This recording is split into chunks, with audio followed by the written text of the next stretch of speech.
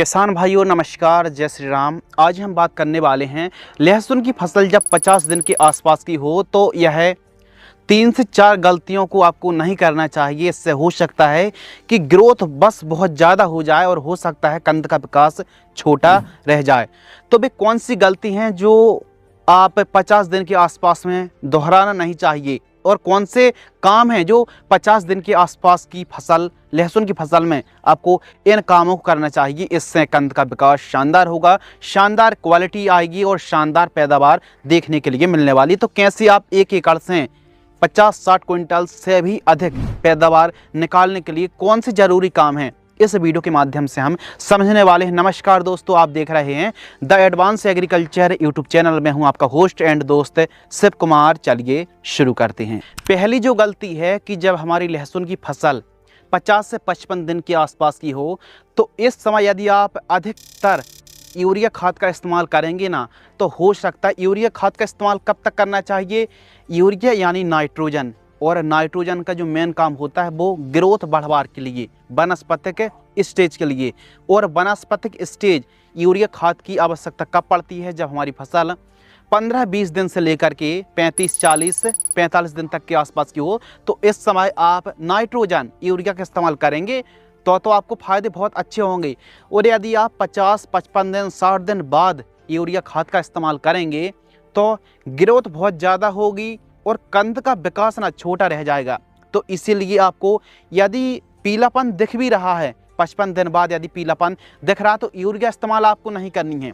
फिर क्या करना है, मैग्नीशियम सल्फेट आप यूज कर सकते हैं, फेरस सल्फेट और मैग्नीशियम सल्फेट यूज कर सकते हैं, या फिर कैल्शियम नाइट्रेट भी बहुत बढ़िया वर्क करता है। कैल्शियम नाइट्रेट के साथ यदि दोस्तों आप बोरॉन यूज करेंगे तो कंद क्रैक, जो कंद है या फिर तना फटने की समस्या नहीं आएगी। पत्तियां अलग से बहुत सारी पत्तियां निकलने लगती हैं ना, ऐसी समस्या नहीं आएगी। तो कुल मिलाकर के आप 55 दिन बाद 50 दिन बाद आप यूरिया इस्तेमाल भूल कर भी ना करें। यूरिया की जगह कौन सी चीज़ों का इस्तेमाल करना चाहिए वो हमने बता दिया। दूसरी जो गलती है कि 55 दिन बाद आप जो NPK स्प्रे करते हैं ना, तो NPK में 19-19 का स्प्रे आपको नहीं करना है। इस समय NPK 19-19 कोई ज़्यादा अच्छा वर्क नहीं करेगा। तो आपको क्या स्प्रे करना चाहिए, 19-19 में आप पैसे खर्च करेंगे तो उसके रिजल्ट नहीं मिलेंगे। तो NPK 19-19 स्प्रे ना करके, यह गलती को ना करके, यदि आप NPK 1261 है, 13045 है, 0050 इन घुलनशील खादों को बोरोन के साथ मिक्स करके स्प्रे करेंगे तो अच्छे रिजल्ट मिलेंगे।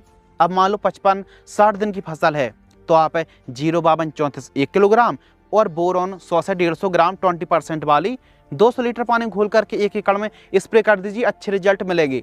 और 19-19 स्प्रे करेंगे तो जाहिर सी बात है उतने अच्छे रिजल्ट नहीं आएंगे, क्योंकि इस समय 55 दिन की जब हम बात कर रहे हैं ना, तो इस समय सबसे ज़्यादा एनर्जी जो लग रही है वो फास्फोरस और पोटेशियम की लग रही है।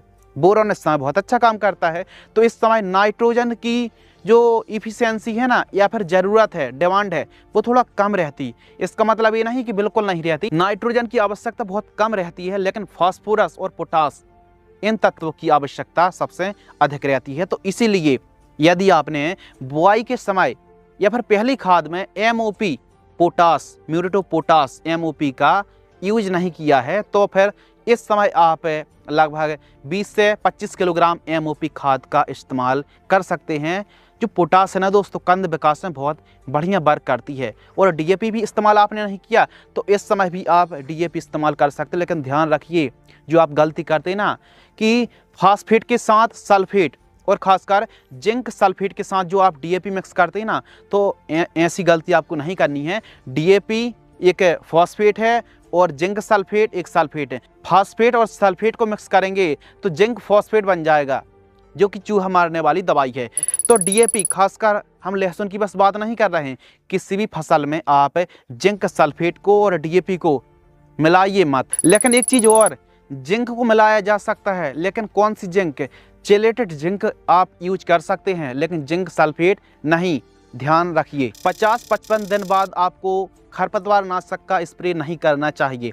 इससे फसल को भी झटका आता है और ग्रोथ बहुत ज़्यादा दब जाती है। तो इसीलिए निराई गुड़ाई, मजदूरों की मदद से निराई गुड़ाई करें, मिट्टी को चढ़ाएं, साफ सफाई रखें, ज़्यादा फायदे में रहेंगे। खरपतवार नाशक का स्प्रे ना करें, वरना कम से कम 5 से 7 क्विंटल पैदावार घट जाएगी। यदि 50-55 दिन बाद आप खरपतवार नाशक का स्प्रे कर रहे हैं तो आप ऐसा मत कीजिए। यदि आपके खेत पर खरपतवार हैं तो फिर निराई गुड़ाई से साफ सफाई कराइए, मिट्टी को चढ़वाइए, अच्छा फायदा मिलेगा। और रस चूसक कीटों को कंट्रोल करने के लिए पीला और नीला ट्रैप आपको जरूर लगाना चाहिए। इससे सफ़ेद मक्खी और रस चूसक कीटों पर अच्छा कंट्रोल मिलता है। एक चीज़ और, जब लहसुन की फसल 50 से 55 दिन के आसपास की हो तो कॉपर ऑक्सीक्लोराइड का स्प्रे मत कीजिए, क्योंकि यह पत्तों पर ना, क्योंकि जब 50-55 दिन के आसपास की हमारी फसल होती है तो पत्तों पर काम अच्छा ना करके रिजल्ट विपरीत दिखाती है। तो कॉपर ऑक्सीक्लोराइड को आप स्प्रे कर रहे हैं तो कम से कम 65 दिन, 60-70 दिन बाद स्प्रे कर सकते हैं, 60 दिन बाद, 70 दिन बाद। लेकिन आप 50 दिन के आसपास, 40 से 60 दिन के बीच में आप कॉपर ऑक्सीक्लोराइड का स्प्रे ना करें।